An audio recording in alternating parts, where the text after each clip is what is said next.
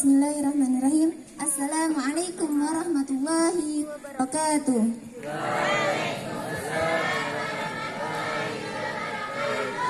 Rabbi shrah li sadri wa yassir li amri wahlul 'uqdatam min lisani yafqahu qawli.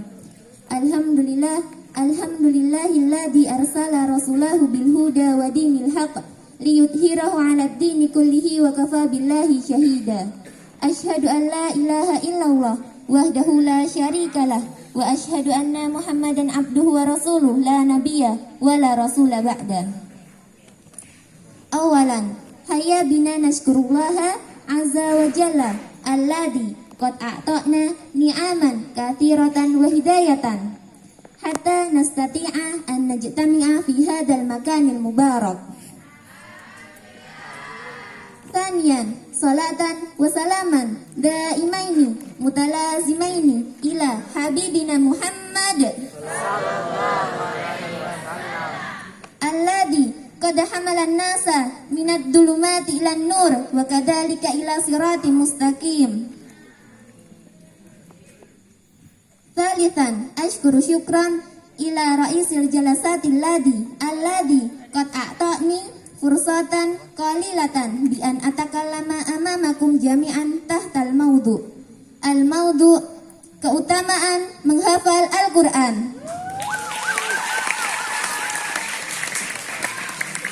Menghafal Al-Qur'an adalah suatu usaha, kesadaran dan kesungguhan kita, kesungguhan seseorang dalam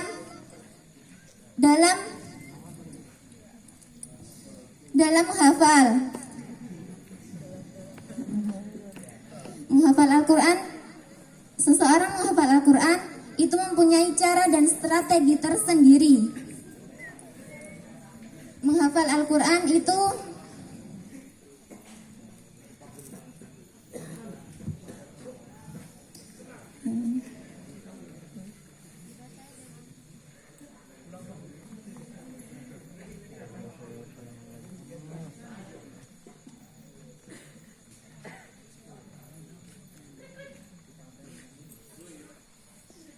menghafal Al-Quran adalah suatu ibadah yang sangat terpuji dan suatu amal yang sangat mulia.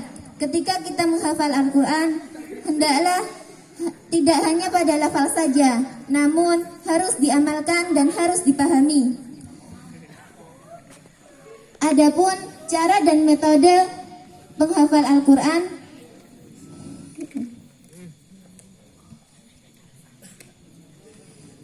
adapun sedikit motivasi tips menghafal Al-Quran. Salah satunya yaitu ada pada kalimat itu sendiri, yaitu tahfidz. Kata itu terdiri dari 7 huruf dan setiap hurufnya mempunyai makna tersendiri. Yang pertama adalah T. T itu tekad, A antusias, H hati, F adalah fokus, I istiqomah, D doa, Z zuhud. Seorang penghafal Al-Quran harus mempunyai tekad dan kesemangatan yang tiada henti. Yang kedua adalah antusias. Antusias berperan penting dalam menghafal Al-Quran. Keantusiasan harus diiringi dengan rasa optimis dan rasa yakin. Yang ketiga adalah H, hati. Seorang penghafal Al-Quran harus menjaga hati agar terhindar dari sifat hati yang berpenyakit seperti iri, dengki, dan lain-lain. Yang keempat adalah fokus. Kefokusan juga berperan penting dalam proses menghafal Al-Quran. Yang kelima adalah istiqomah. Keistiqomahan harus diiringi dengan rasa disiplin. Kedisiplinan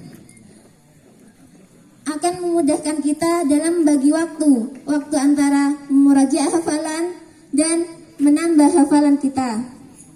Yang keenam adalah doa. Iringilah doa di setiap kegiatan kita, terutama menghafal Al-Quran, agar setiap kegiatan kita dimudahkan dan diberi keberkahan dari Allah Subhanahu wa taala. Yang terakhir adalah Z. Z adalah zuhud.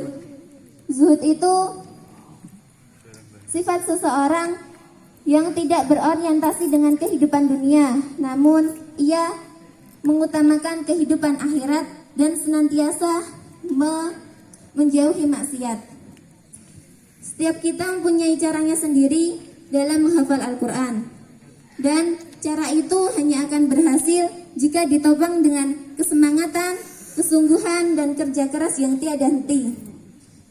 Allah Subhanahu wa Ta'ala berfirman dalam Quran surat Al-Qiyamah ayat 16 yang berbunyi, A'udzu billahi minasyaitonir rajim, la tuharrik bihi lisanaka lita'jala bih. Yang artinya, janganlah engkau menggerakkan lidahmu untuk membaca Al-Quran hanya hendak cepat-cepat menguasainya. Dari ayat ini kita dapat mengambil hikmah. Menghafal Al-Quran itu janganlah tergesa-gesa, kita harus menikmatinya. Dan Rasulullah Shallallahu Alaihi Wasallam berfirman yang berbunyi, khairukum man ta'allamal Qur'ana wa 'allama. Yang artinya, sebaik-baik kalian adalah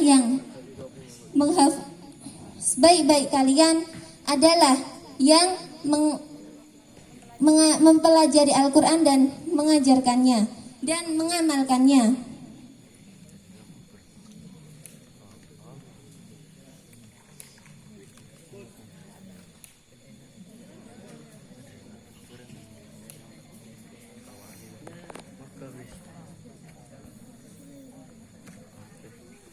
Semoga Allah senantiasa memberikan jalan kemudahan bagi hambanya yang sedang berusaha dan berhijrah pada jalannya. Selama ada keinginan, kesungguhan, dan kesemangatan yang tiada henti, insya Allah hasil tidak akan mengkhianati usaha.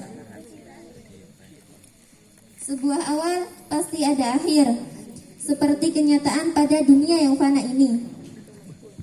Sebelum saya akhiri, marilah kita bersama berdoa, memanjatkan doa kepada Sang Ilahi Rabbi.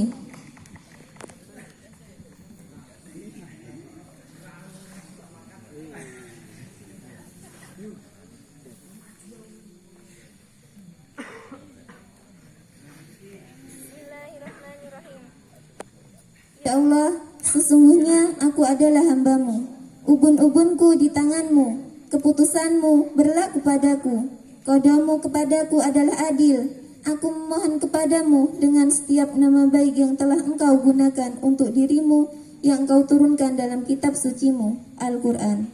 Engkau ajarkan dari seorang makhlukmu atau yang kau khususkan untuk dirimu dalam ilmu gaibmu di sisimu. Hendaknya engkau jadikan Al-Quran sebagai penentram hatiku, cahaya di dadaku, kekuatan di diriku, dan pelenyap duka dan sedihku. Ya Rabb, ijabahi doa-doa kami. Berkailah diri kami untuk menjaga dan mempertanggungjawabkan hafalan yang kau telah amanahkan kepada kami hingga di janahmu nanti.